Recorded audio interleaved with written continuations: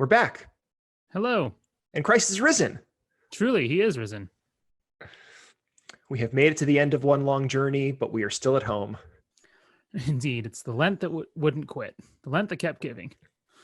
The Lent that was too legit to quit, you might say. Yes. Indeed. Indeed. I decided that I'm going to write like a children's story called The Longest Little Lent. Or it'll be called The Greatest Lent. I'm not exactly sure. I would like that. Either one of them. Once upon a time, there was a little Lent. The Lent grew 3 sizes that day. Exactly. Until all there was shortages at the supermarket and showers to wash off viruses. That's all that there ever can be. And scrounging around for little bits of candle to celebrate the feasts at home. Yes. Yes. The saddest little Holy Week. Also, I feel like there's a series that could come out of this. The loneliest little Holy Week. We could do that. The loneliest Holy Monday, the loneliest Holy Tuesday. Yeah. From the Lonely Island comes the loneliest Holy Week. No, they're probably the wrong people for that project. No, not a good collaboration. I don't think so. Jokes, perhaps. Too many, all kinds of jokes. Fair. Okay, we'll keep brainstorming. We'll keep brainstorming. What else is going? How's Pascha? How's brisket? The brisket was maybe the best I've ever made. Ah! I hate to say it. I hate to say it out loud because next year will be even better. And then what? Then where will we be?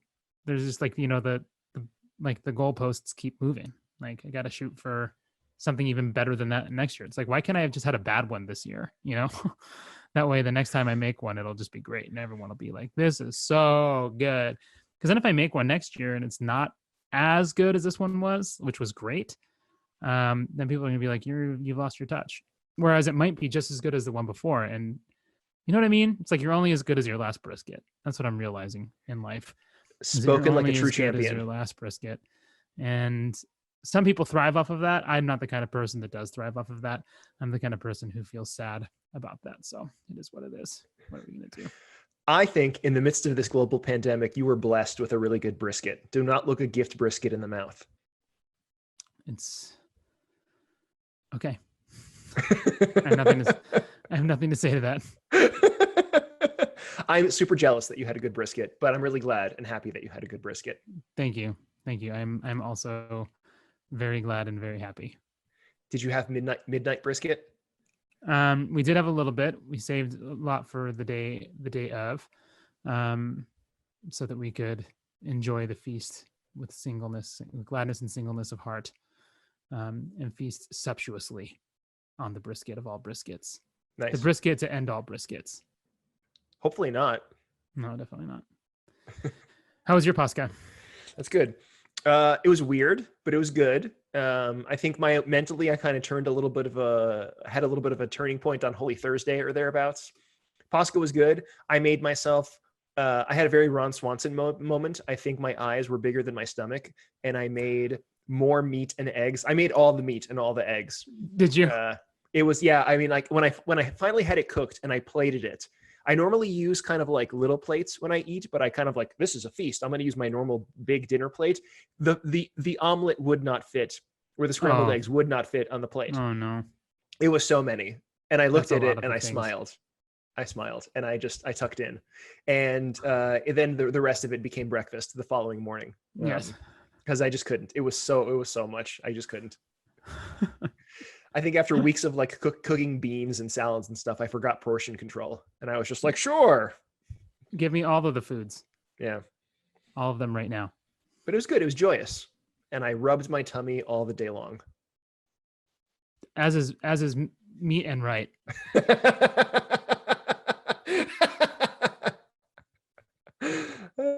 All to the glory of God the Father. Amen. Amen. Even the thing that I realized about myself, I was far more looking forward to the lamb or other kinds of meat than to the Paschal lamb. Like literally I'm sitting there in front of my computer, watching the Pascha service live stream, just being like, half an hour more, man. I'm half an hour away from eggs. Half an hour. Yeah. So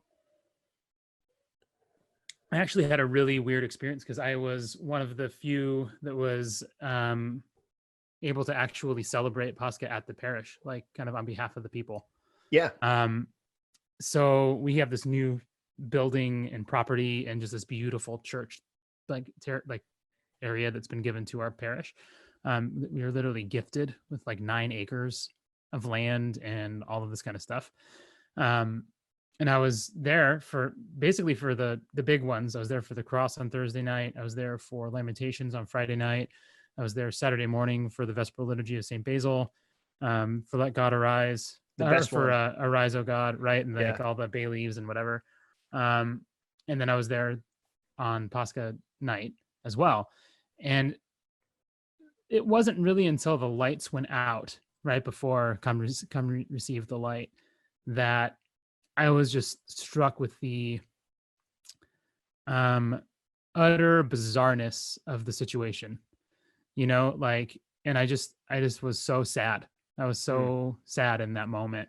It didn't last. It wasn't like, the whole service was like, "Muh." But like, certainly that moment I felt like I had this delicious meal that I had prepared or that was like given to me or whatever, and then felt like I just had no one to share it with. Mm. Like, my family was at home. They like, it was weird to not be celebrating with them. And, like I came home and they were happy. Like they were all so happy. And that was not my experience at the church. So it was really bizarre. And almost some sense I felt like, it was weirder to be at church with no one there than to be home watching the live streams. Like, because I did a fair share of both throughout the week, being there and doing the live streams. Yeah. And it's really weird to be there with no one in the pews, with no one to stand by or to. It's very strange. It's very, very strange. And I can only imagine how weird it would be to be a priest, like preaching to a camera.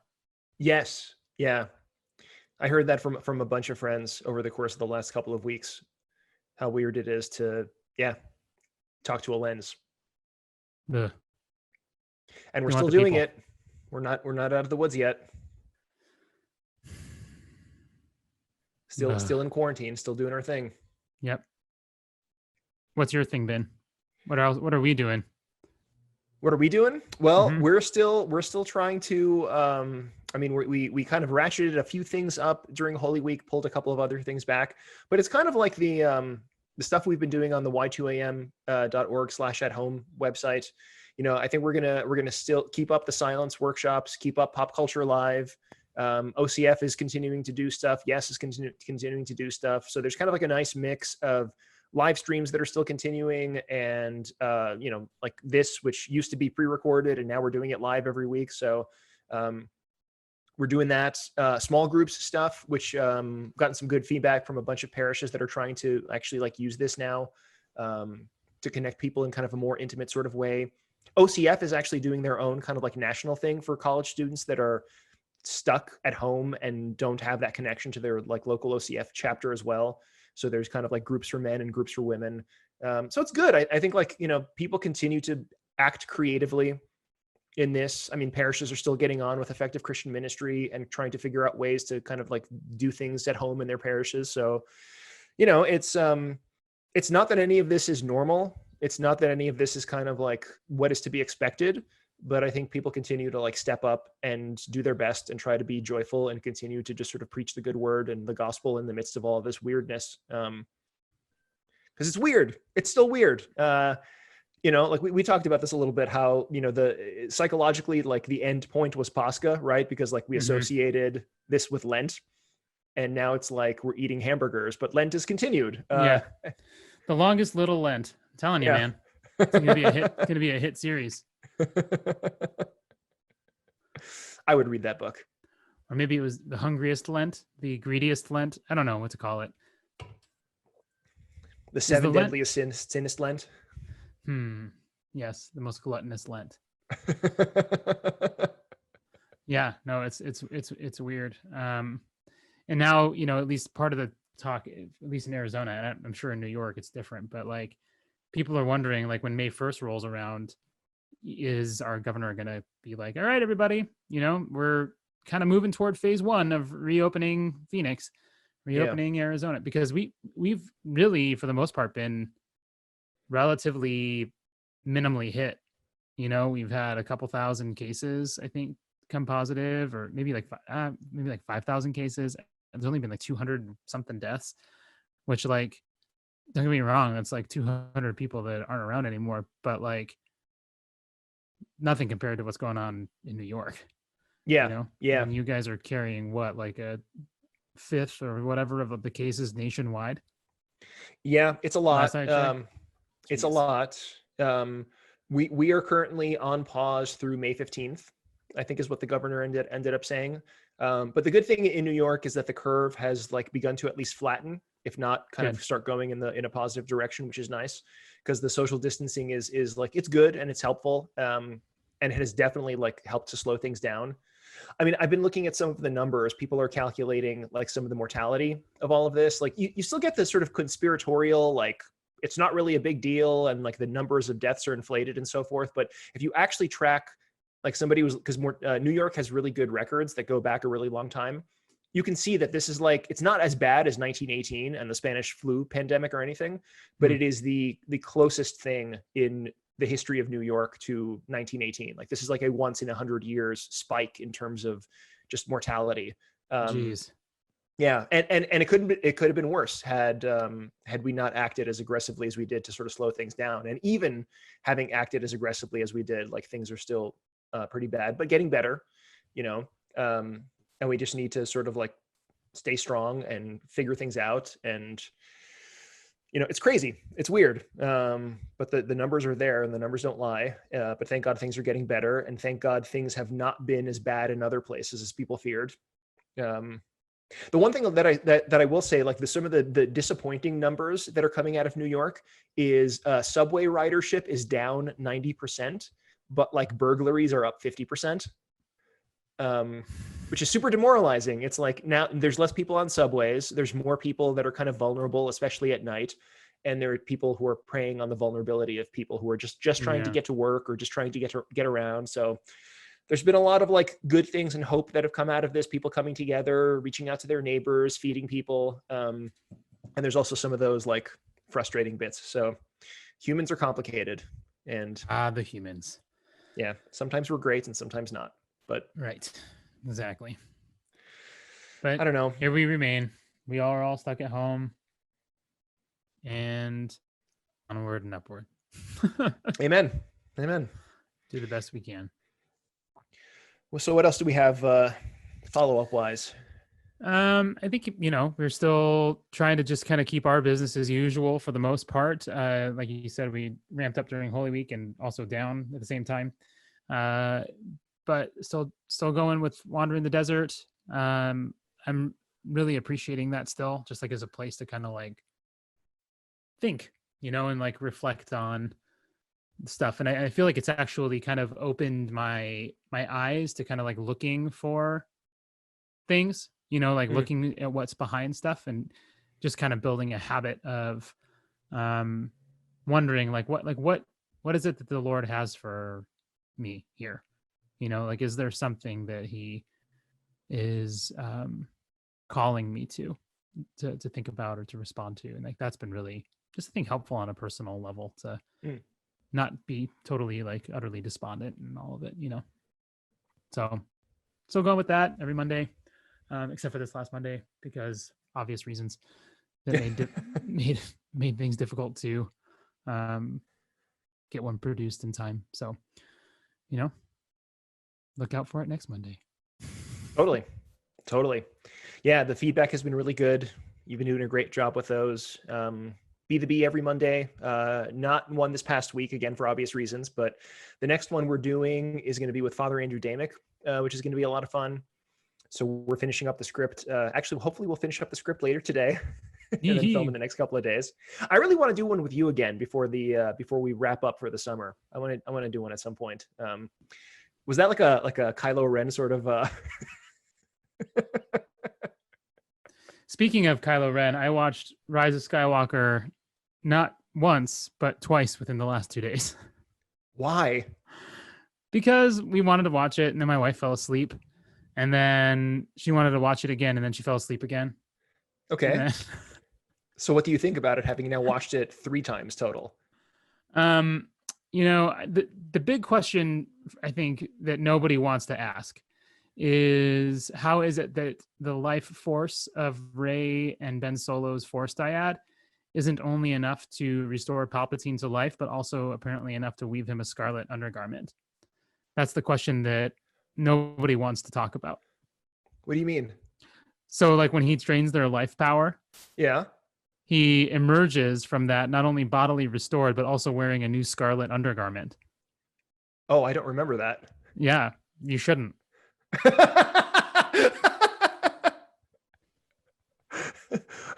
how does one see Palpatine's unmentionables? It's not necessarily his unmentionables, it's just underneath his cloak. So like Oh, whatever,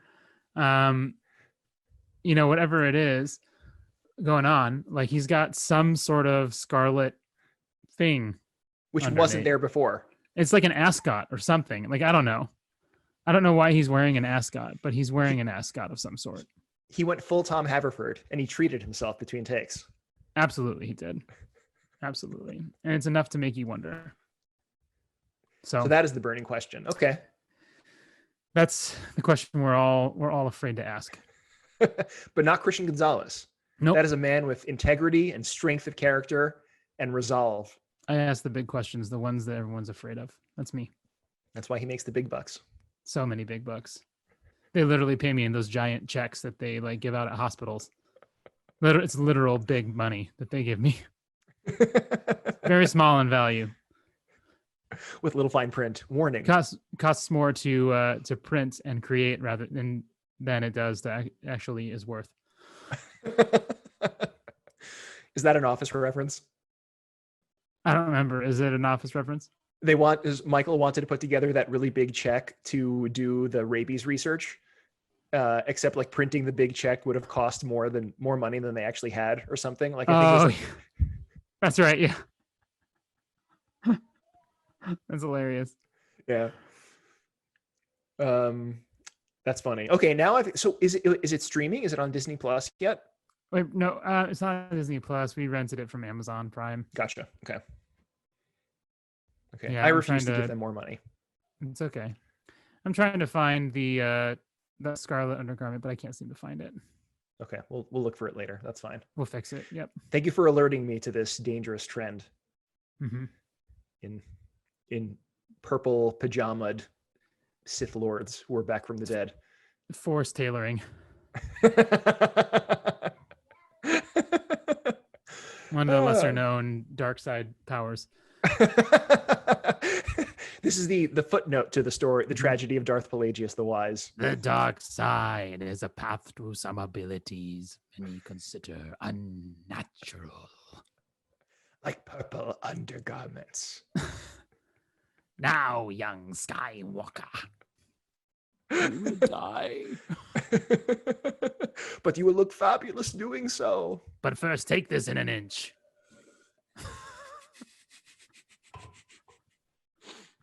You can't say that while I'm sipping my coffee. Oh, man. That's funny.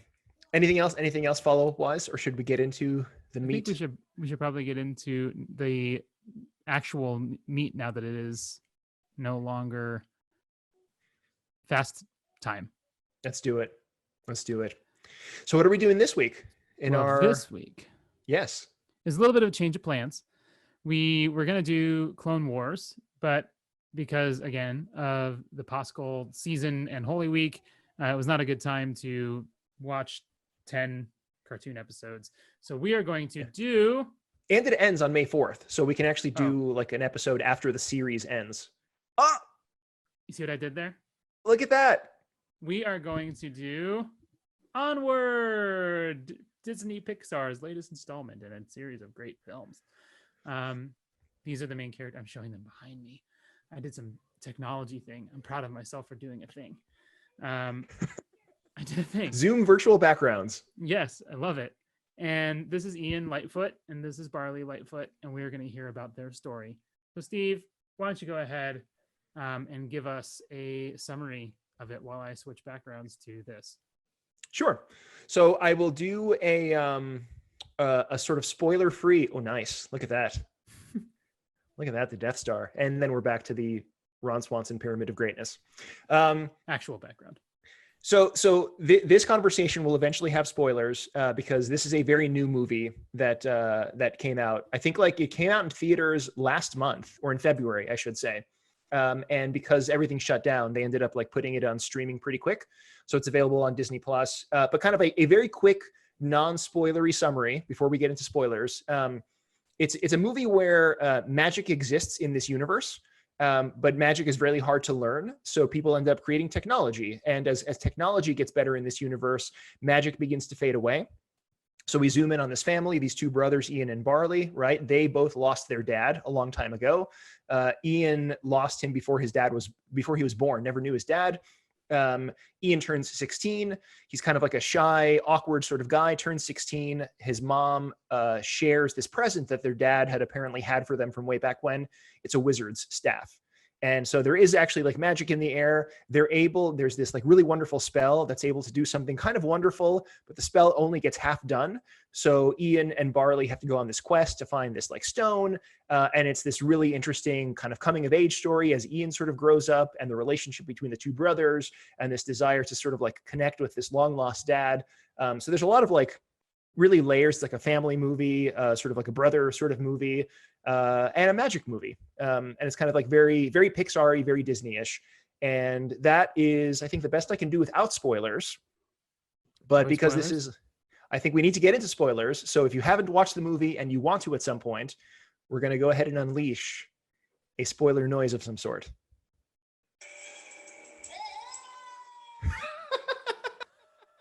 The spoiler babu.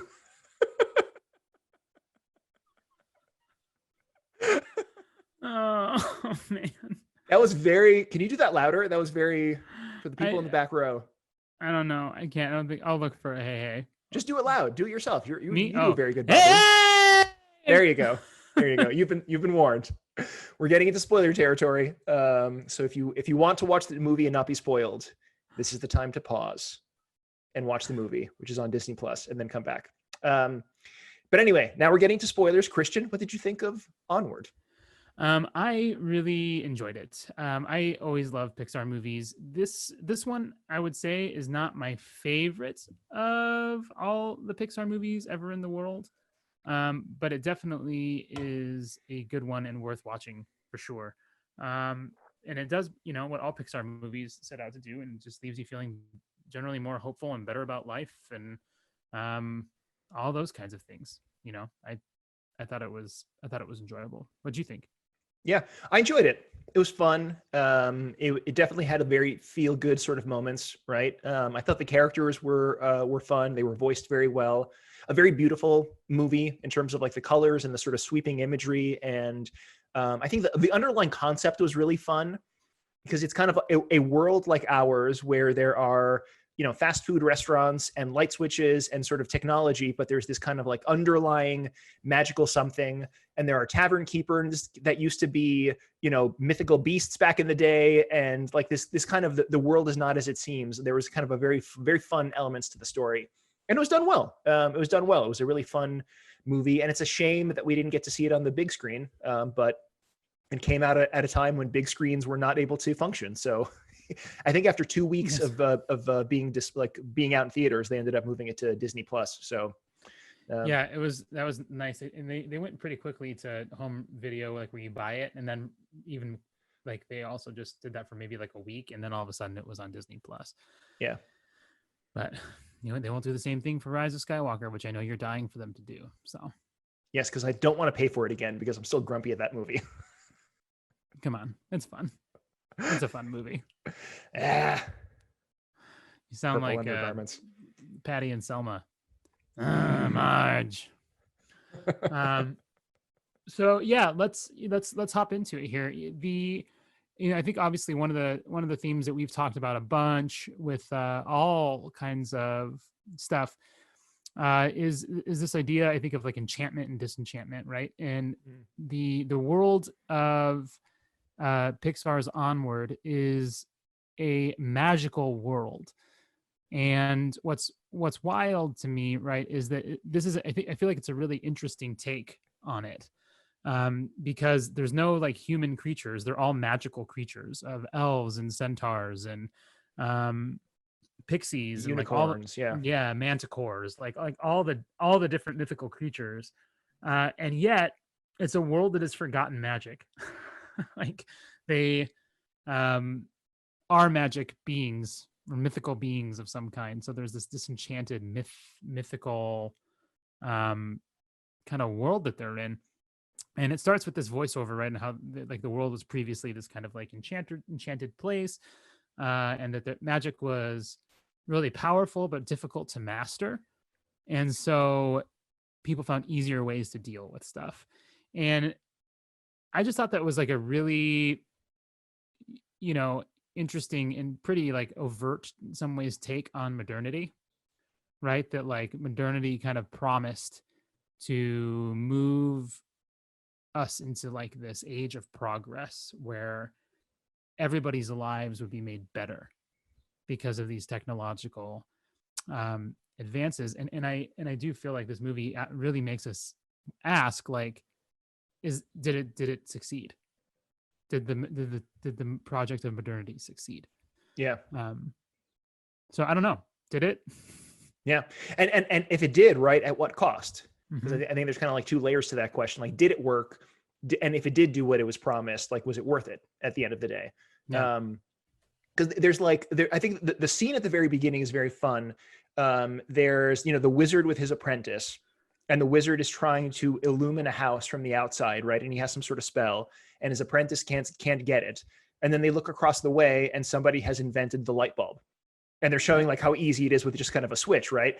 And so, on the one hand, right, the promise of modernity is like this access, right? Like everybody has access to these things, and everything is easier than ever. You don't have to sort of cast a spell to illumine your house. All you have to do is sort of flick a light switch, and everybody then has access to these technologies, right? There's some sort of like this leveling kind of democratic sort of factor to it, right? Everybody has access to some level of wealth and some level of advancement. So on some level, right, you can say that modernity has given us really good things. I mean, the fact that we were able to have this conversation speaking into microphones that are relatively inexpensive but relatively good, over interwebs, via our little magic boxes, and are able to talk to each other simultaneously despite the fact that we're thousands of miles away. Like, yeah, I mean, that's kind of what modernity promised. But I think the cost is interesting because it's at the cost of adventure. It's at the cost of meaning. It's at the cost of, and I don't know sort of like what's the specific take here, right? Is it because everything has become so easy that any level of like exertion is gone? Like life is so easy that it's become meaningless. Like it's a world of consumption, which is kind of like, again, that's a commentary you can say about our world. Like, we have everything we want whenever we want it. Although now, as everybody is like at home, right? Like, we're actually kind of like, even over the course of the last couple of weeks, pushing against some of the indulgence that we've had as a result of this modern world, right? Like, it's harder to get groceries, and it's harder to sort of get these things that we've had for granted. So my initial thought is like, yeah, it's a world that promised, that delivered what it promised, but with kind of this hidden cost, some level of like compromising of meaning, or some level of softening of the individual that is expressed maybe in the character of the Manticore more than anything else. This flame and sword wielding heroic being, right, ends up becoming like the floor manager at a themed restaurant. And it's the same character, right? It isn't like the descendant of previous Manticores. It's like even this one being had forgotten who she was. Yeah. And in the same way that because like things are so easy and it's easy to sort of indulge ourselves, right? We have access to stuff. There's that it gave us what we want, but at a cost. That's my initial thought. What do you think? Yeah, I mean, I think I again, I like what you're saying, because like I think the promise of modernity, right? It does exist on this level, on the two levels, but I think, well, the question or the issue maybe does, but the promise of modernity doesn't. The promise of modernity exists on one plane, and like that's really it. You know, like it exists on the plane of promising to make people's lives better, and like their actual bodily lived experience to be able to extend it as long as possible, to cure disease and all of this kind of stuff, which, like you said, in turn, I think what it does is it creates that vacuum. It begins to create the vacuum of meaning, where our life becomes entirely imminent, and it's all about like cleaning up birth and cleaning up death and like all of like the, you know, the messy bookends of the human experience. And so you're kind of left with this, like, all there is like, you know, things like Skype and things like food and things like available, all this different stuff, to the point where I think you're right. Like, we've forgotten some essential components, even just of what it means to be a human, you know, that like humans are born and humans die. Like, those are pretty important parts to this whole thing. And I mean, even if you kind of like go back to like the, you know, the quintessential image of, you know, like dads in the waiting room in the 50s, like having no idea what was going on. They're just waiting there, kind of like, you know, to find out, like, congratulations, Dad, like you had a beautiful baby boy. And they're like, great, fantastic. When can my wife smoking make their dinner? cigarettes? Yeah, exactly. When will my wife be able to cook again? Like there's just this separation from like reality in this really basic way, kind of like what you're saying. And I think it is uniquely expressed in the person of the Manticore, or in the character of the Manticore in this movie, but also even in the like the unicorns.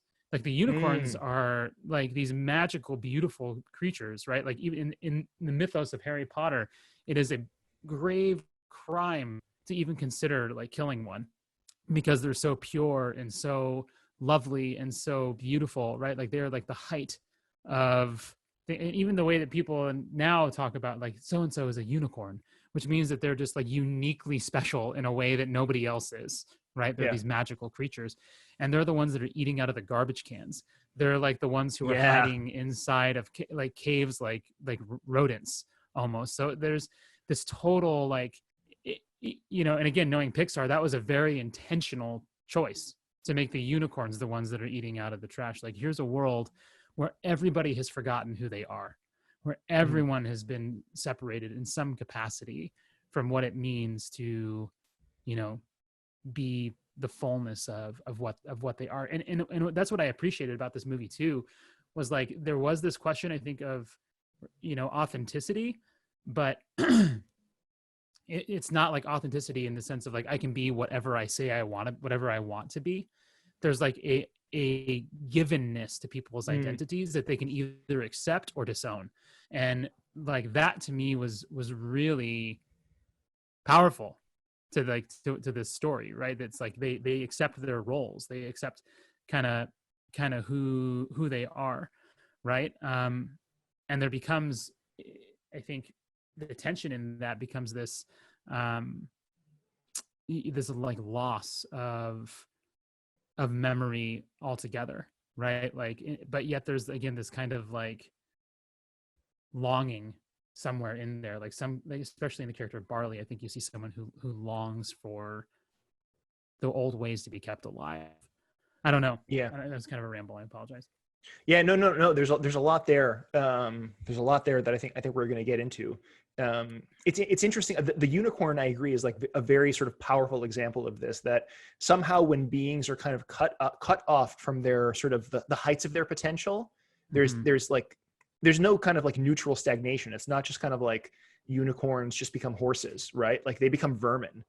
Yeah, which is really interesting. You know, they don't fly anymore. They don't have sort of their upper level potentiality, but they don't just revert to, you know, horses with horns. They revert to like, you know, pigeons or squirrels or rats or whatever it is, like rooting around in the garbage.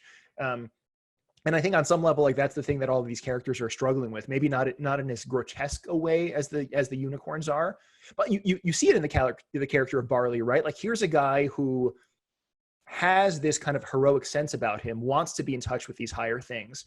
But what is he in his world? He's like a D&D player. Yeah. And no offense against D&D. Like I very much enjoy Dungeons and Dragons. But like, that's all he is. Like, he's a guy who lives in a world of imagination, in a world of trading cards. he plays games, and he comes across as a slacker, and he comes across as a loser. Whereas like he desperately wants to be some sort of like epic warrior fighting for good and for what is good and what is true. Like all he's really doing is driving around in a beat up old van, listening to sort of like stereotypical 80s like hair metal, right? And that's all he is. Like he's cut off from this higher sense, and yet he ends up sort of being smashed down into this like lower sense. He's a guy, he's a man child, right? Like at first blush, he's a guy in his 20s, I guess. Like his mom says he's taking a gap year. Right. So I don't know Longest if that's gap like year ever. yeah. Yeah. So he's in his late teens, early 20s. I don't know exactly like when, if it's after high school, after college. But he's kind of like a man child who's just kind of like living in this fantasy world. Well, and I think that this is what's interesting, right? Is like in the eyes of modernity, like correct. Like in the eyes of modernity, he is a man child. But when we kind of open the eyes of enchantment, he's actually a prophet and a sage. Yeah. Right. Like he is tuned into something that nobody else is, and he knows the answer. He knows which path to take. He just knows.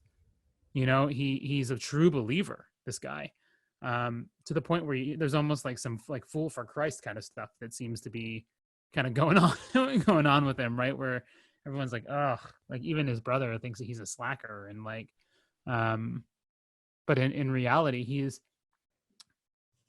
not simply living in a world of imagination. Like that's where things become really interesting in this. Is he's the only one who sees things for what they are. Right? Like when he meets the pixies outside of the gas station, and he gets into like kind of a fight about them or with them.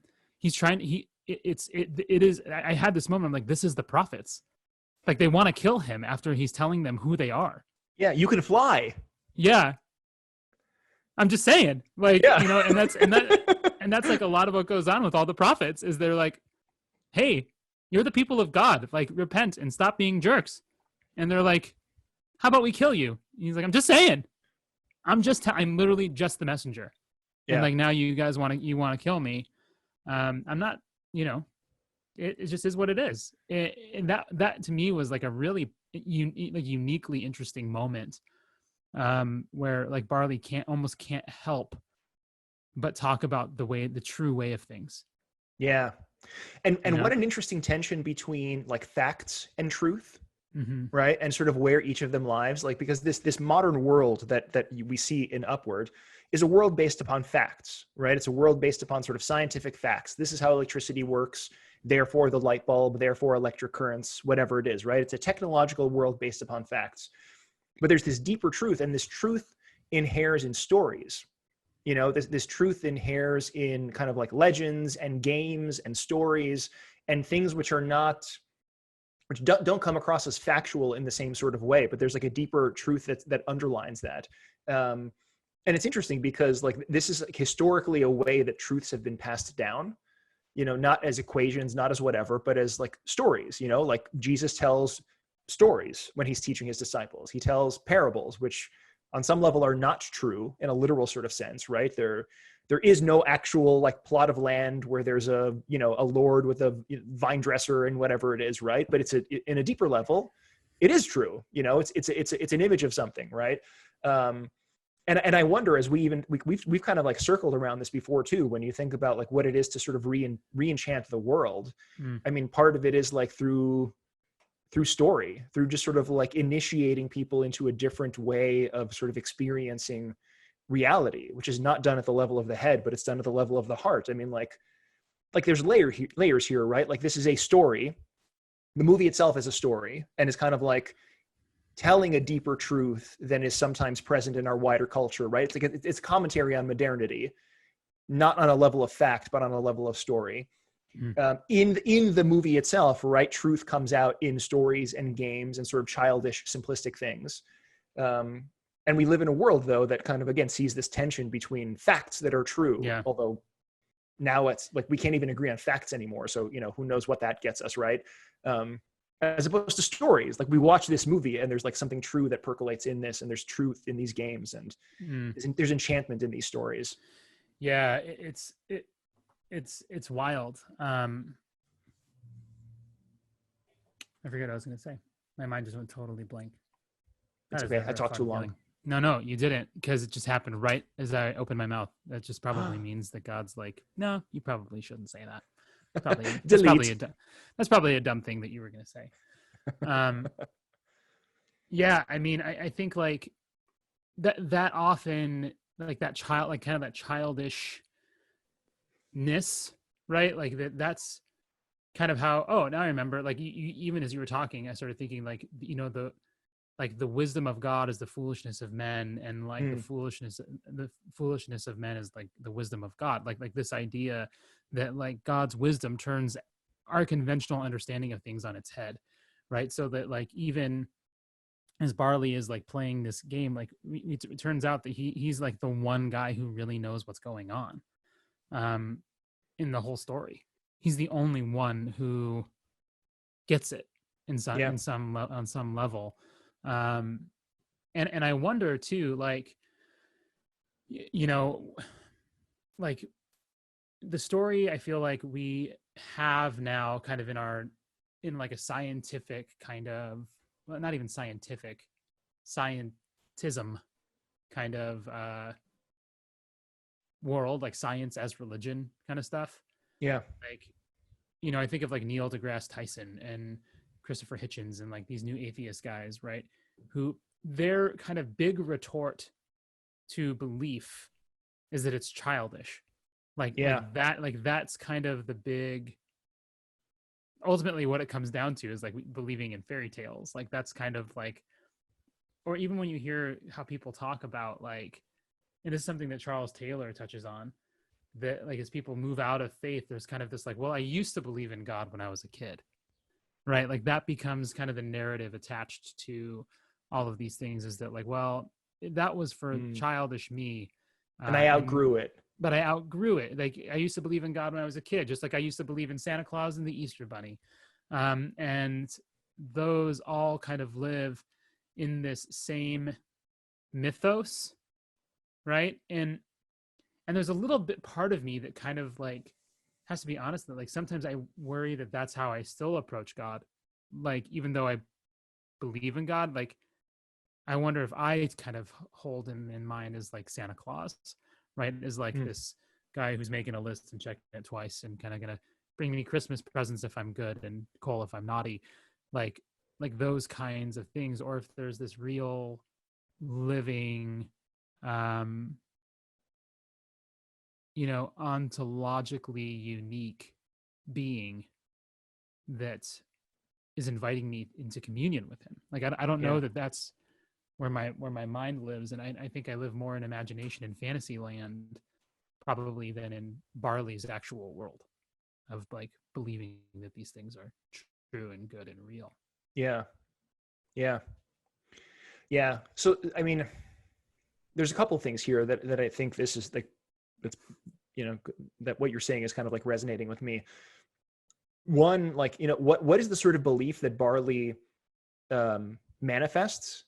Like his belief is not this sort of like intellectual belief, right? His belief is this kind of gut level trust, like when they're sort of going through these paths, like he has this, he leans upon the path of perils, right? He leans upon like, if you say these words, a bridge an invisible bridge is going to appear between like across this chasm, right? He has this like this trust in the forces that are at work in this world, even if he can't like describe them. Like there's just kind of this gut level, like I'm leaning upon this and I'm literally ready to place my life in the hands of these forces, right? Like a very different sort of belief than the Santa Claus belief. Like not I will believe in you if you give me these good things, but just this wholehearted, just childishness, like childlike tossing himself into the arms of his father kind of thing, right? There's something really beautiful about like what his belief actually is. And I wonder, right, to kind of connect it with stuff we've been talking about the last couple of weeks, right? Maybe this is one of those things that's happening in the midst of this kind of like virus pandemic, right? Like if this really is like a call for repentance, if this really is a call to evaluate where the heck we're coming from in terms of our relationship with God and our relationship with the church, right? Like, is this an opportunity for us to, because we're not getting what we want, the Santa Claus that gives us, smells and bells and other sorts of things that we sometimes kind of associate with it. We're not getting that anymore. But do we have this kind of barley, like I'm willing to sort of lean my entire life forward and just sort of like throw myself into the hands of this being that I cannot see? A different kind of belief, a belief that is like risky, as opposed to a different kind of consumerism, right? Because like Santa Claus is ultimately like a consumerist sort of thing. Like I get stuff. The Easter Bunny is a consumerist sort of thing. I get stuff. Yeah. The thing that, the barley, I think, speaks into, like what he teaches Ian with like the spells, right? Is like one of them, you got to focus everything on it. Like you got to keep the focus, right? Like that's one of the keys to one of the spells. Another is like speaking from your heart's fire, right? Yeah. And then there's like the final one when it's like calling the lightning. That's like you have to do, I can't remember what the other one was, right? It was like focus, heart's fire, and oh man, that's a good question. I forgot too. There's like three things to it, and you have to for the lightning to do all three of them. And I feel like there is like some, that's in some ways he's talking about like loving the Lord with your whole heart, soul, strength, and mind, right? Like there's this idea of like with everything in you, right? Like to call on all of the things, and not just to like perfunctorily say the prayers, right? Like, but to say them with your heart's fire and focus, like, which I think is different than, not to be like, holy God, holy mighty, holy immortal, have mercy on us. Like, there's no like, like. Well done. You shall not pass. Like, I don't know that like that's what it means, but I do think that there's this this idea of focus, which like you and I have been reading these novels, the King Killer Chronicles, right? And like that's a big component of the magic in those books as well, right? Is like this idea of the alar, like the focus, the strength of will and the strength of mind, and like I don't know. I think there's something to that of like what goes into this like relating to God beyond the level of fairy tale, right? But to come with focus and heart's fire. And I just don't necessarily know that I have like the energy for that. It's that bad. Like I don't know that I always have the energy to do that. I'm just like, all right, help. I don't know. What do you want from me? Like I don't know. I think I totally hear that, and I totally experience that a lot. I think especially at times like this, right? Like sometimes it's a chore to just sort of put yourself in front, in a position to say some prayers in the morning or evening or whatever it is. But what are the situations in Ian's life when this actually like it percolates out? They come out of moments of danger, right? They come out of moments where somebody's life is at risk. He performs that spell to when they're in the Manticore's tavern, right? Whatever it is, and the beams are about to fall on top of his dad, and sort of without thinking, right? He just kind of like makes these massive wooden beams freeze in place to give Barley time to go and like rescue his dad. It's like these. They tap into something deep, like when there is danger, right? When we sort of like we're called to these moments of adventure or whatever it is. And those I think are the moments in our lives sometimes, right? When when we fall and we fall hard, or we experience fear in ways that we don't necessarily experience fear normally. Like those are the times I think in my own life when I've kind of like found myself praying with a singularity of purpose that I don't have, like it's one thing for me to get up on a daily basis. And it's not that there's no value to this, right? But to just sort of like try to be loyal to a prayer rule and sort of like make time for God, even if my mind is not there. But there was something different when like my dad passed away and I was praying for his salvation with like every fiber of my being, because I was terrified that he was gone. Right. Because most of the time I'm kind of like, I feel like Ian pointing his staff and getting maybe a couple of sparks at best. But there are these kind of like crisis points in life which really just engage the entire person. And I think that's one of the tasks of the Christian life is like, how do you develop that focus, that sort of like single-mindedness, not in a negative sense, but this kind of like this concentration of like you said, heart, mind, soul, strength, everything. That every prayer can be this, like from the depths of your heart, you're crying for the salvation of your brother, you know, even a stranger that you don't know, right? In the same sort of way that you're crying for the salvation of somebody who's on their deathbed that you know and love dearly. Or yeah, I don't know. That's hard, because it's kind of like we're always both of that. And you're kind of making me wonder, like, you know, there's a difference, I think, for what goes on. Like Ian's in the moment when he needs to, he can do the spells, right? Like when the moment, but he doesn't pull it out of nowhere. He doesn't do it without having rehearsed. He doesn't do it without having practice. He doesn't do it without having had his brother teach him, Yeah. you know, the words and how to, like, where to speak from and what to do. And I'm even thinking now, right? Like our word of like askesis is this like idea of practice, right? Like it's training for the game. And, you know, but not everything is the game.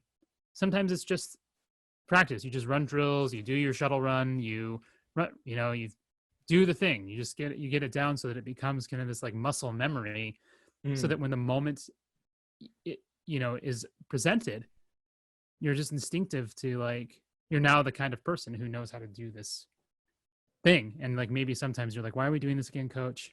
Like, really? Like, why are we running bases? Why? Can we just like not do that today? Like, nope, do it. You got to do it. So that, you know, your body just knows that it takes you this many steps to sprint down the first base line, and like when to turn out, when to, like, you just know. You don't have to think about it. You're just like, you just instinctively are able to do it in the moment, which, I don't know, is kind of cool, right? Like I thought about that a lot with the way that fasting, I think, is this kind of like, I see it, I think, the most with fasting, this kind of like training thing, because it naturally makes us uncomfortable, right? We're like, I don't want to do this. I want to eat bacon this morning, and I want to have a beer tonight, and I want to whatever it might be.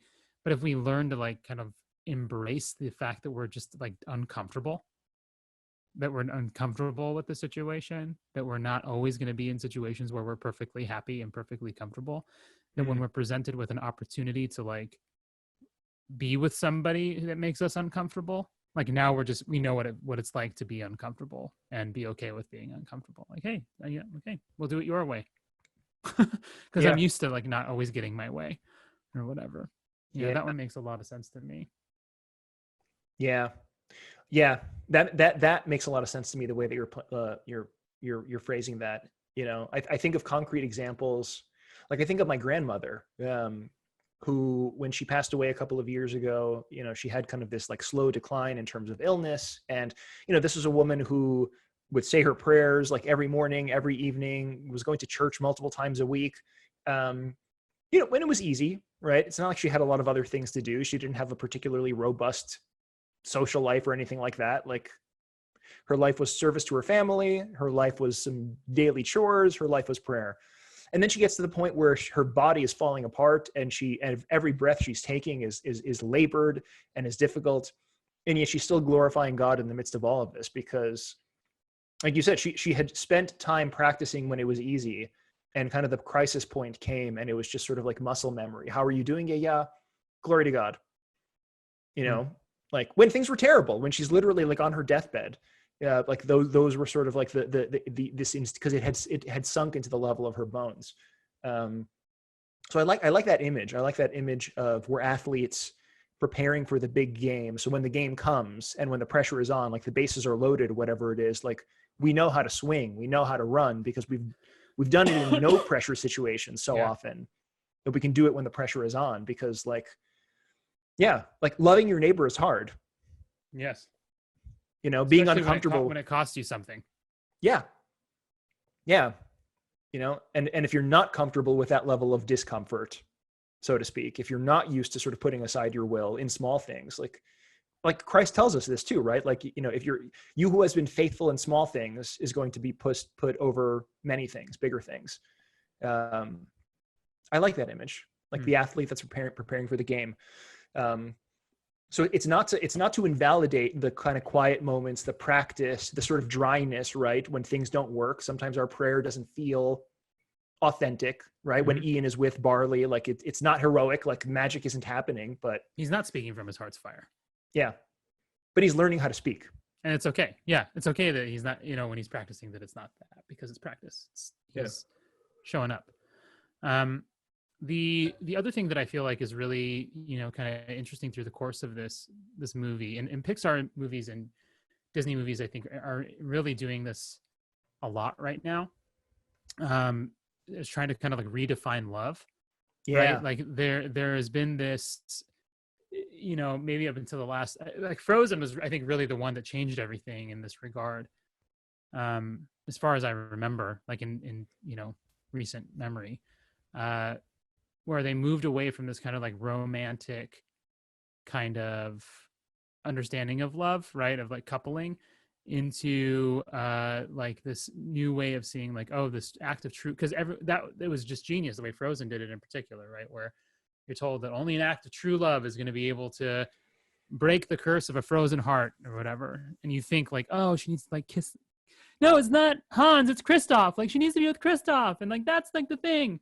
And the idea is like going to get her the love, but then you don't realize like, oh, it's this love, this act of sacrifice from Anna that actually melts her own heart, right? In this way, like hers is the act of true love, in laying down her life for her sister, right? Like that is, that's what Jesus says, right? Greater love has no man, and he laid down his life for his friends, right? Yeah. And there, I feel like this movie follows that as well, because now what we're doing is we're looking at two brothers together. And even in, like other movies like Moana, and there's just this move away from like what the object of love is. And I really like this idea. I like the fact that like we're now showing stories. It's like I watched it with my girls, right? And I remember even early on, like when I became a dad of daughters, just thinking like what movies are we going to watch with them? Like I don't want them growing up thinking like the only thing that's going to somehow fulfill them is Prince Charming. Yeah, but rather like, oh, they can be like Elsa and Anna, right? And actually love each other and care for each other.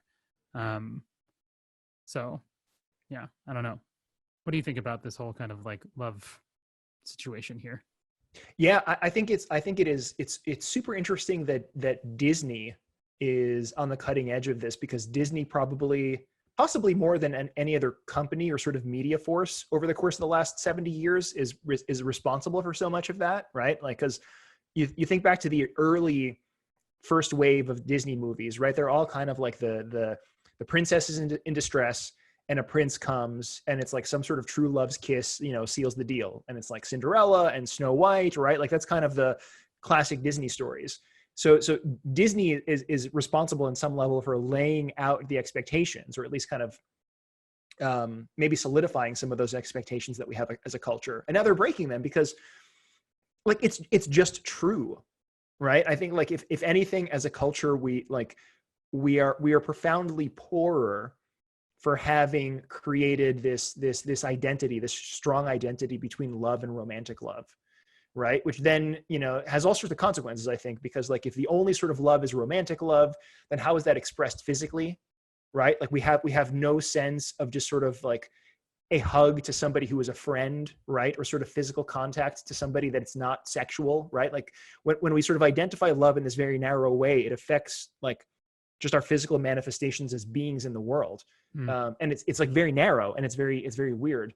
So it's super cool. I think that now Disney / Pixar, or whatever you want to call them, is showing that like love means different things. And love is not simply this like lovey-dovey emotional sort of thing, but love is about like, it's about loyalty, and it's about courage, and it's about, caring for people who sometimes get on your nerves, right? And like, and it's about caring for family, and it's about caring for friends, and it sort of opens up this window. I mean, like it's I don't know, it's beautiful because it seems much more human.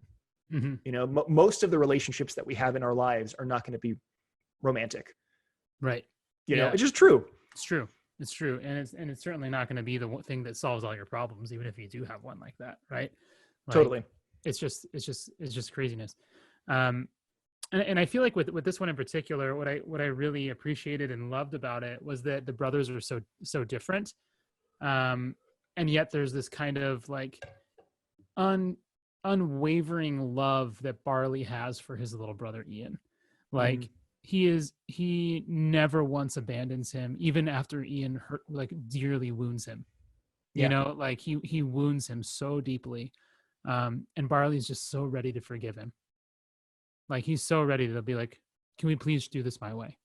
And like that's all that he needs, right? Like, can you trust me enough to like do the thing and we'll go whatever, right? And they're such different dudes that it's really interesting to me to see how they both respond to this like shared pain of a lost brother or of a lost father. Yeah. Right. Like I don't know what Ian is on the Enneagram, but Barley is 100% an Enneagram 7. Like as I feel like most of Chris Pratt's characters are. Totally. Right? Andy Dwyer, totally a 7. Star-Lord, definitely a 7 as well. Like he just plays like, maybe not in the Jurassic World series, but that's because he has no character whatsoever in the Jurassic World movies. Also true. He is just a shell of a person. Just which is why those movies don't work. Not interesting. He's just not interesting at all in those movies. Yeah. But anyway, like, you know, he's totally like refusing ever to feel bad or powerless. Ian is withdrawn and doesn't really know how to fit in, and kind of like has this moment where I think it feels like, you know, he feels like there was something that's just been lacking his whole life, without having the dad. But like what's so beautiful, right, is that they're united kind of in this desire to encounter their father, right? They team up and kind of, you know, dare the odds in some sense, because they are united in purpose. They're united in their will. They're united in their desire. And I sort of feel like, you know, as the church, sometimes we feel like, I don't know if you ever feel this way, but it seems like there's this impulse or pressure for people to just kind of like be the same, you know, Sure. like to wear the same clothes and to make, like, do you wear head coverings or do you not wear head coverings, or do you know, what? It's just this kind of push towards uniformity rather than unity of purpose and like unity of heart, that makes room for brothers to be different than one another. But this kind of, and I think maybe this is the key of what, you know, is written in the Psalms, of like how lovely it is for brothers to dwell together in unity, right? To be united in their hearts and in their purposes. I just feel like this movie was such a lovely image of that. Yes. This love that exists in diversity, right? And again, like the layers of love that come through in this. Like, I think one of my favorite things about the relationship that you see between these brothers, like there's two things that come out to me. One, the way that sometimes, because this strikes me as very true to life, like sometimes there is one person who carries a relationship. You know, like there are times when we are grumpy with a close friend or, you know, a loved one or whatever it is, and that relationship can totally break down. Sometimes, if not for just the sort of like selfless love of one person, like there are times when one person is the one who just sort of like picks up that cross and sort of bears the barbs of the other person, right? And that's what Barley does for so long, which is so wonderful. And I think you've connected with that, like he the way that he sort of plays the father figure, right? Like he is this older brother, and in some way, like he and Ian are equal, but he is this like surrogate father in Ian's life, and he bears with him in the way that a father tends to bear with his children, right? Like, I mean, you're a dad, like you were not at the cognitive level of your children. Like your children are going to be sort of like more emotional and whatever. Like that's what kids do, and it's up to the adults to be the adults in the room, and to even when the kids are being grumpy or whatever it is, like the adult is still there to wipe their nose and to feed them and to take care of them. Like that's just how like the world works, as difficult as that might be, right? And that's who Barley is. Like he bears the insults and the barbs of Ian because he's kind of this like sort of dad figure. And the fact that, you know, like the maturity of that love, almost like he has this condescension, not in like a negative sort of sense, right? But even though Ian looks down upon Barley, it's Barley that's the one that sort of condescends to maintain the relationship with Ian and to continue to love him, right? Like he bears with Ian's grumpiness, he bears with Ian's pride, he bears with all that sort of stuff in the way that a good loving father like bears with the barbs and the pride and the whatever of his children, which is another kind of like beautiful inversion in the story. Like Ian is looking for his dad the entire time and realizes he has a father figure the entire time. And Barley, who was supposed to be the dumb older brother, actually turns into like the sort of like the dad in a sense, at least of Ian. And then he has his own sort of moment of catharsis and reconciliation with his dad. Right. But which I think is like what you begin to see, right? Is that there's this mutuality of sacrifice, and like they both kind of contribute to the holiness of their relationship, right? Yeah. Like they have a very sweet relationship. That Ian, I think he just gets too attached to kind of like his own will, and his own way of doing things. That his journey to this, I think, becomes like having to put himself to rest a little bit, right? Like having to die to himself, to trust his brother a little bit more. And really, like when he's trying to do things his way, like things don't go well. Yes. Like this is not going to go the way you think. Like nothing about it is to their advantage, but rather like, and what's really beautiful too is that Barley, who is like the one who believes in magic, is like not in any way embittered by the fact that he doesn't have the magic.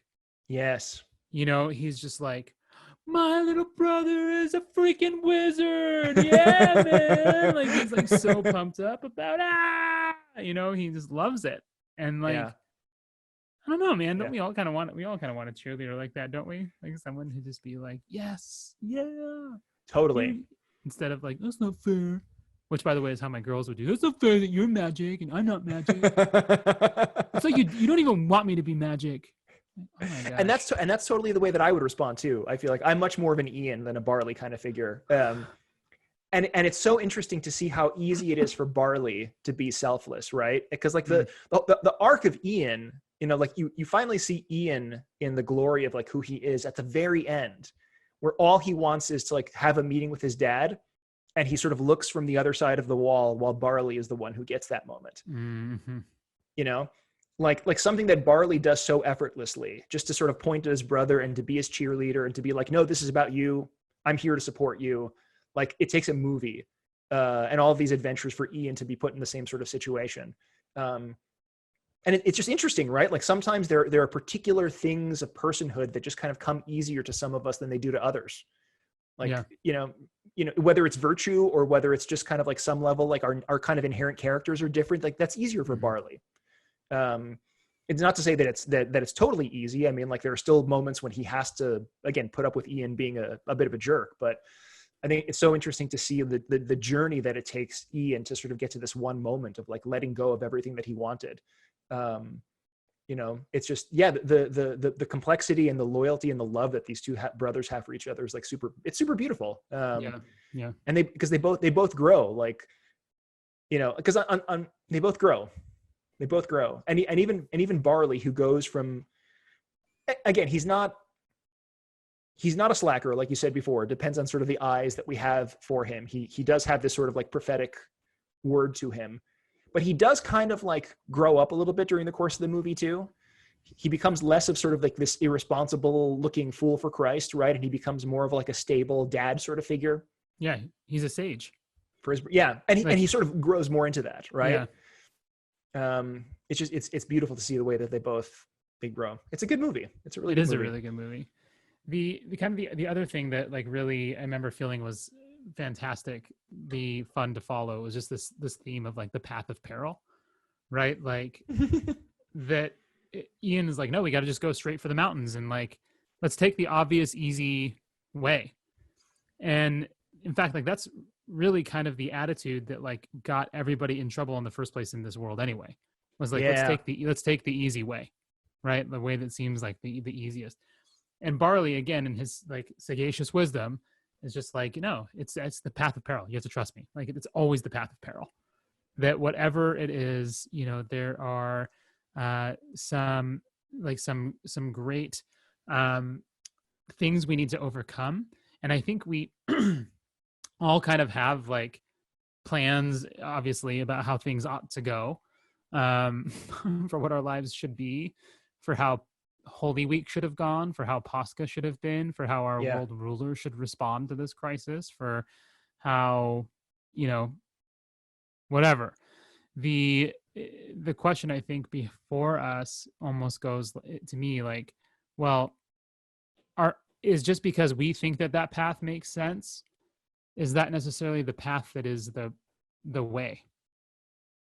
Or is there another way? Yeah.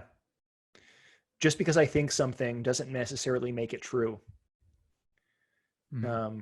And that's the tough thing about being a human being who inherently has like one narrow perspective. Like I see out of my own eyes and I hear with my own ears and I think with my own brain, with my sort of perspectives and everything. Yeah. And it can be really hard to be empathetic, right? To sort of like try to experience things as the way as others experience them. It can be really hard to be humble and put our own sort of like will and our own plans at the back seat, like Ian does eventually, where he's like, okay, I love you and I trust you, and I'm going to do this thing, even though it makes no sense. Right. Even though it makes no sense. Which is kind of like, there's so many parallels there with, the way God calls Abraham out of the land of Canaan, the way God calls Abraham to sacrifice Isaac. Like there are so many times when the Christian life is about doing things that don't make sense. Which is one of the ways that we sort of crucify, like even our own ideas, like our own perspectives. Like I don't get where God is taking me in this moment. I may, which has been so much leading me where I don't want to go. Yes. A la Jonah, or even, right. Jesus says to the disciples, right? They'll take you where you don't want to go. Yeah. Which is totally like, I love that connection. Like that's totally been the experience of all of us over the course of these last several weeks. Like we have all been going where we don't want to go. And we can go kicking and screaming, or we can go with some semblance of like, thy will be done. Yeah. Taking up the cross, right? Like, yeah. Either way, it's a cross. So like you can hate it or you can love it. And, I've had conversations with people who are just like mad at the bishops and like mad at the government and like enough's enough. And like, to me, that's where I'm like, no, now we're finally getting somewhere. Now that we're at that point where you're at that point, or we're at that point as a people where we're like, I've just had it. Like now we're getting to like, so this is the part of my heart that has no patience. This is the part of my heart that's still attached to my will. Like I kind of, on this light surface level or whatever, like, okay, it's fine. I'm flexible and that's my adapted self, right? Like I've learned to be flexible because things don't go my way and fine. But now what I'm realizing is like the longer this goes on, the deeper this goes, the more I begin to realize, oh wait, there is a part of me that is so deeply attached to the way that I want things to be. That even that the Lord wants to show me and heal me from, right? Yeah. And be like, we can do this a couple ways, homie. Like, like either you fall on the rock or the rock falls on you. But like either way, like something's gonna hurt. It's gonna get broken or it's gonna get crushed. It's up to you. Yeah. And it's certainly not what I want it to be. Like, like I said, I went to church because like I was in the choir stuff, and there was like this part of me that was like, oh, that's the only place I want to be. I wish that we could be there. Like, that's the thing. Right. And then you go and no one's there and you're like, oh man, this is weirder. Like I'd rather be live streaming because that feels better or something. And you go, oh, wait a minute. Like, why am I here? Like, am I here because of what I want, or is my heart supposed to be in this place of like being here to try to pray on behalf of the community? Like, why am I attached to my own experience of church, even, as opposed to like seeing this as this opportunity to join in the kind of the communal life and the celebration of the Eucharist, regardless of who's in the building or who's not, right? I don't know. I mean, I feel like I'm often attached to my own way of seeing things and understanding things that it's like Totally. exhausting. This, yeah. This reminds me of something that Saint Silouan would talk about. He would talk about like divine consolation. And there were times when, you know, like prayer is super easy. And there are times when you sort of settle yourself to prayer and you get that sort of like that warm and fuzzy feeling inside of you, like God is here, he is listening to me, whatever it is. But then it feels like God withdraws. And the way that Saint Silouan talks about it, it's like those kind of dark night of the soul moments or whatever it is. It's really about that refinement. And it's really about sort of like understanding, you know, am I more drawn to the warm and fuzzies, or am I drawn to like the presence of the one of my beloved? Right? Because they're not necessarily the same thing. And it's a song and dance. And like, and the way that Saint Silouan will talk about it is like, God always does need to come in and give us this breath of fresh air. And he needs to give us this little bit of a reprieve and a consolation, because we need it as people. Like we need moments of peace when we pray, and we need sort of like good experiences when we go into church. But, you know, and I wonder, like in that same sort of way, like this is one of those like withdrawing, and it's up to us to either sort of like be bitter, or it's us to have this sort of like questioning moment. Am I more, I love the way that you phrased it. Am I more in love with my subjective experience of church, or am I more in love with like the crucified and risen Lord who is there? And that's a hard thing. And, you know, we're still in the midst of it. Hopefully we got a little bit of a reprieve during Pascha, right? Because Lent was, Lord knows Lent was hard enough. Hopefully we got a little bit of a consolation, but we're still in it, because Sunday of Thomas, we're not going to be in church. Nope. You know, Sunday of the Myrrh Bearers, we're not going to be in church. Nope. Well, we might be in Arizona. Well, depending on how things open up, sure. Yeah. But even then, right? When things open up, like, is church going to be open for everybody, or are we going to have to still do some level of rotating social distancing, like a lottery to see who gets in this Sunday, right? Like, who knows? Yep. Who knows? I don't know, man. Yeah, I've been thinking about that a lot too. Like, you know, like Saint Silouan, as hard as this has been, because this has been what, 5 weeks now, 6 weeks, depending on where we live. Like Saint Silouan spent 15 years in the darkness, essentially. Like he had this experience of the Lord in the liturgy, and then nothing for 15 years. Like he writes about battling demons, and he writes about, like, you know, that the culmination of this 15 years is like he gets up there and he just wants this little bit of consolation, and he wants to bow before an icon of the Lord and just kind of like throw himself at the Lord's feet, and a demon stands before him, and the demon is like prepared to take the bow instead of him. And that's when he just sort of collapses on himself, and he's like, I can't. And that's when the voice of the Lord comes to him and is like, keep your mind in hell and despair not. Yeah. You know, because so much of this has been hellish. I mean, people dying, people losing their businesses, the stir craziness of just being at home and all of this, right? But I don't know if the experience of the saints means anything. Like sometimes there are those moments when this sweet consolation withdraws, and it's an invitation to go deeper.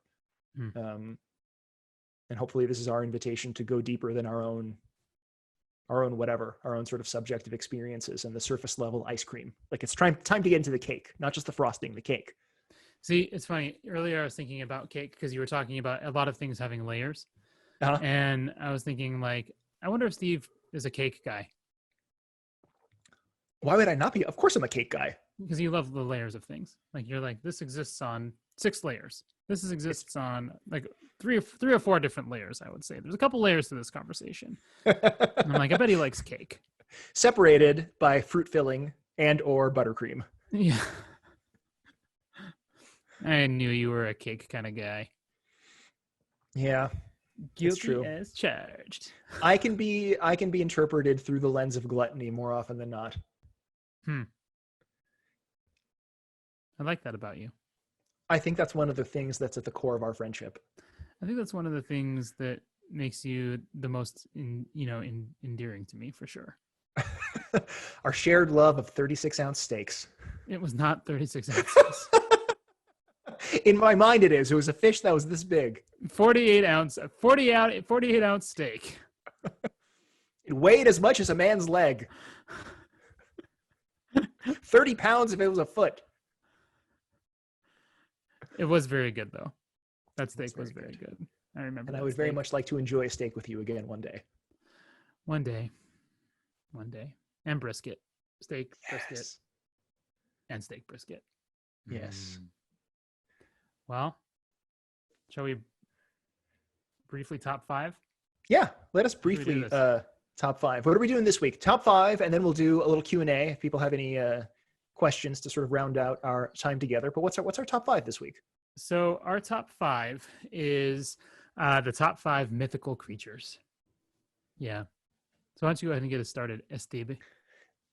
Hey, Steve. So there is a theme I realize between the things that I'm having on this list. All of my creatures are sea creatures because I think I have a longing for the sea and also a fear of the sea at the same time. So for number 5, I'm going to go with Charybdis. Charybdis, depending on how you pronounce it. So if you ever... It is Charybdis. It is Charybdis. Oh. So if you remember the Odyssey, right? Scylla and Charybdis, there's this one moment where Odysseus, he's sailing and he has this one creature that has all these heads and is going to like grab 6 sailors off of his boat if he gets too close to Scylla. And on the other end is Charybdis, which is this undersea creature that you never see, but apparently like creates this whirlpool and can take the entire ship down just by sucking in, the water with its mouth. I find it like such a compelling character because it's hidden. It's terrifying. It's just some sort of thing that's lurking beneath the water and somehow makes this massive vortex that can take down an entire ship. I think it's cool. I think it's terrifying. When I think of mythical creatures, I don't know why I'm drawn to the scary ones. So I'm going to go with Charybdis for number 5. That's a good one. It's a really good one. For number 4, I am going to say that and I don't know if he really counts, but I do love him. But I'm going to go with Aslan. Is he a mythical creature? Why not? It's like he's a modern myth. I guess he's not a creature because he's like the creator. True. That's true. Being. We'll go with mythical being. He's a mythical being that I love. He is like the ultimate good. And I appreciate that representation of the ultimate good through Aslan. So I'm going to go with Aslan for one of my favorite mythical creatures. Cool. So that is kind of a modern mythical being. I'm going to go with another modern mythical being for number 3. I'm going to go with Cthulhu. Again, I'm just doing like the terrifying ones that are under the waves of the sea. So Cthulhu, if you've ever read like H.P. Lovecraft, he has this very kind of like psychological horror sort of stuff where he doesn't really show you these beings. They just kind of like lurk at the edges of our imagination. Cthulhu is this massive, gigantic, kind of all-powerful being that came from the stars and sleeps beneath the waves, and he's just kind of waiting to awake and destroy the earth. And there's something just kind of like sinister and haunting about him because, again, he's like, it's the darkness of the depths. It's like when you're a kid and the lights go off and you don't know what's lurking in the shadows. Cthulhu is just kind of this the personification of this nameless fear that exists in the shadows. And wow. I just find it very compelling and very kind of blood chilling. So again, I'm drawn to the scary stuff under the water. No, well, that's interesting. It's interesting you brought that up, like, because that what you described right there is exactly almost how I feel about my number 2. And my number 2 is Guy Fieri. As he is, the ultimate evil. And I think that his hair is definitely probably somewhat enchanted with the fire of hell. I can't think of fire of anything a thousand griddles. Fire of a thousand griddles. And I do feel like he's probably just waiting there to swallow up the earth as well. I mean, he eats literally everything that's in front of him. So, and he eats a lot of everything that's in front of him. And I don't trust him any further than I can throw him. He would slather the earth in donkey sauce. He would. And there's just no way that a guy like that is real. Like, how could something so bad exist in this world? This chicken has a really chickeny flavor. Oh my gosh. It's got a really good chicken taste. This beer is got a really good beer taste. Oh my gosh. I love it. So ridiculous. Shoot myself right in the head. I love the fact that you took this top 5 list way differently than I did. So for number 1, I'm going with another submarine mythical being. I'm going to go with Jormungandr, which is the Midgard serpent from Norse mythology. So it is like this being that is born of Loki, I think, and it becomes this massive undersea snake dragon type thing that eventually ends up like eating its own tail. And all the stories about Ragnarok, the end of the world in Norse mythology, are when Jormungandr's tail comes loose. And when its tail finally comes loose, it begins thrashing about and it comes onto the land and it starts destroying everything. And that's the end of the world. So it's kind of like this ticking time bomb, this thing that, again, is like there beneath this. I don't know what it is about this like existential threats under the sea. That's where my mind went for all 3 of these things. But I'm going with the Midgard serpent, or the world serpent, Jormungandr, that Thor almost caught while he was fishing, actually.